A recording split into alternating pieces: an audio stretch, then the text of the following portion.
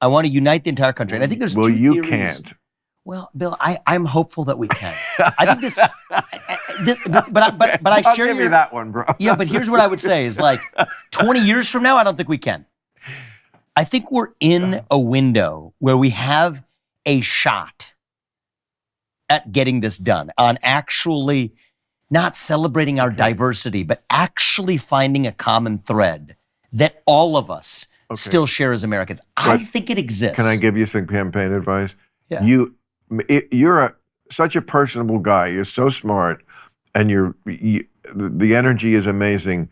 But unless you soften on Trump, at least half the country that knows that he's an obnoxious criminal, they're never going to accept you as the guy who can unite us. I can't accept you as that. Take like a Chris Christie figure who's in this. I'm somebody who is like, it's in a different place. I'm not motivated by vengeance and grievance. Do you know how much shit I get from the left?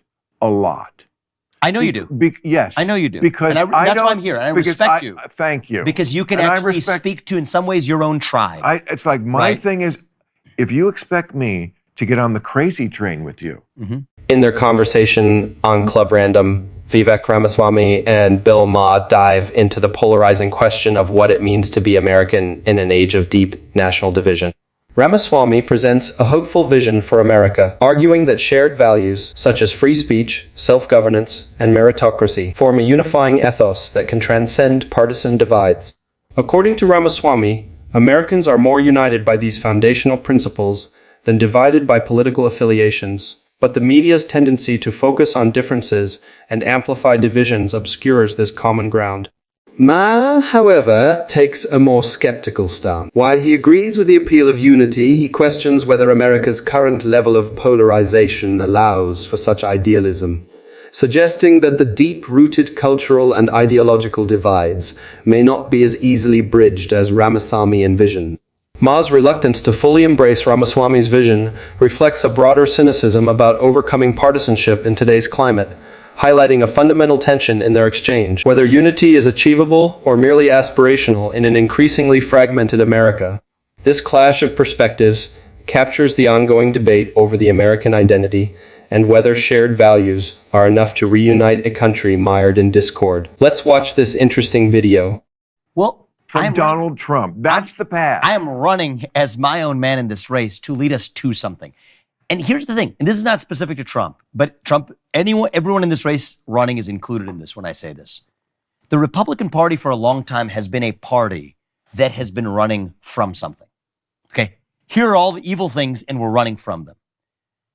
I think I am the only person in this race who is actually trying to lead us to something, to an actual vision of what it means to be an American.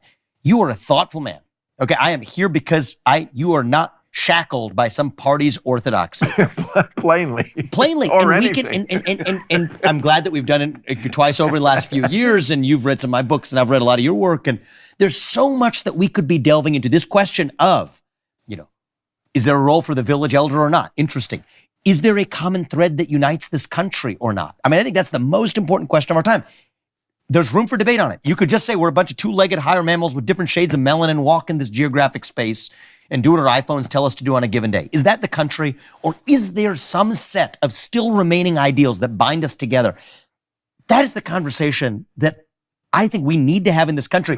And yet I'm worried the same thing is going to happen next week on the Republican debate stage that's happening right here, is we are suffering a form of derangement about the recent past, that at some point we are all going to have to say we lay down arms and ask ourselves, do we actually want to move forward, or do we actually just want a national divorce? Yeah. And do you want the divorce and just be done with it and go home and call it a ball game? Ramaswamy's vision is deeply rooted in an idealistic belief that Americans can rally around fundamental values like freedom of speech, meritocracy, and self-reliance.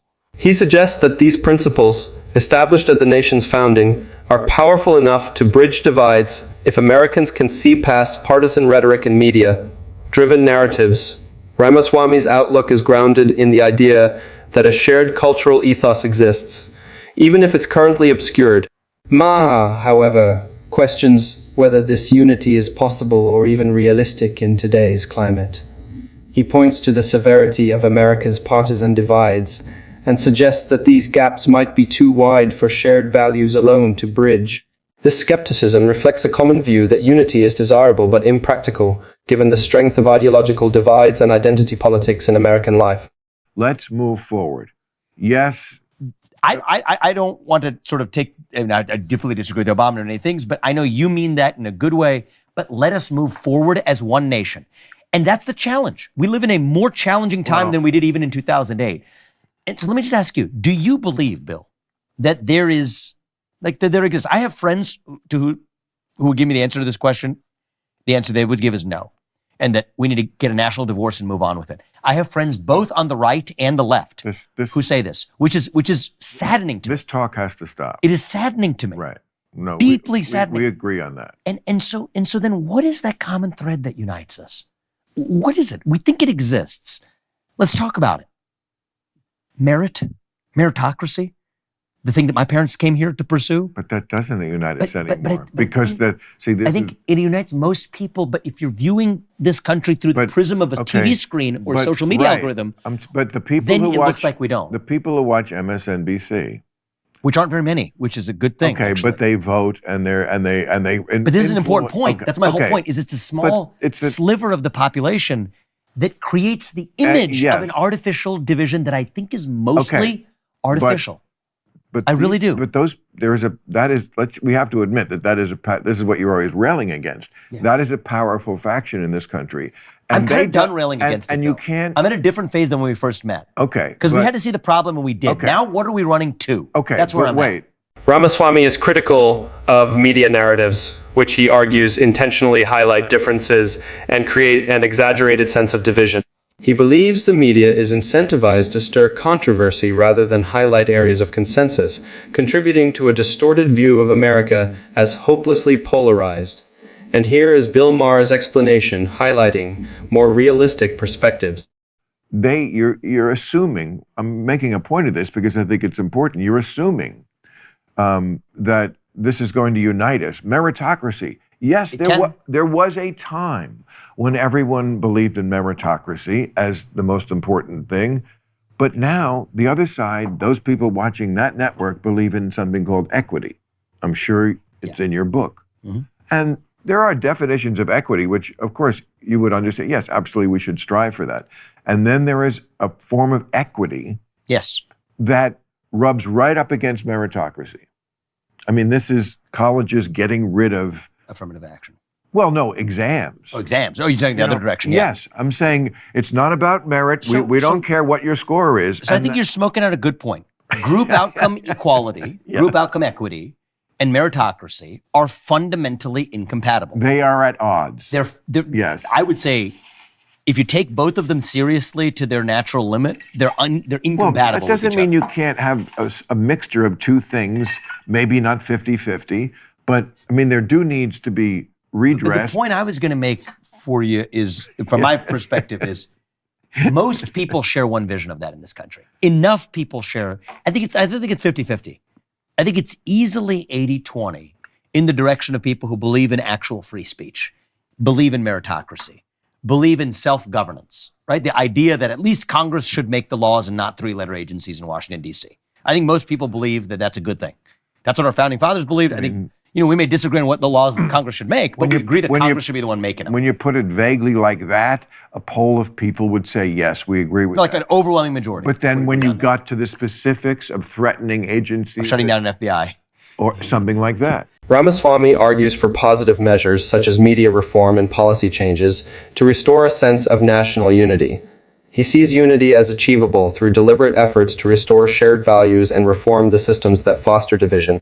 Maher, by contrast, is more cautious, emphasizing the difficulty of implementing such changes in a deeply divided society. He argues that calls for unity, while appealing, may lack a basis in reality if the underlying causes of division, such as media influence, cultural change, and ideological entrenchment, are not addressed. Overall, the exchange between Ramaswamy and Ma reflects a larger debate on whether America's divisions are surmountable or symptomatic of deeper perhaps irreversible, changes in national identity.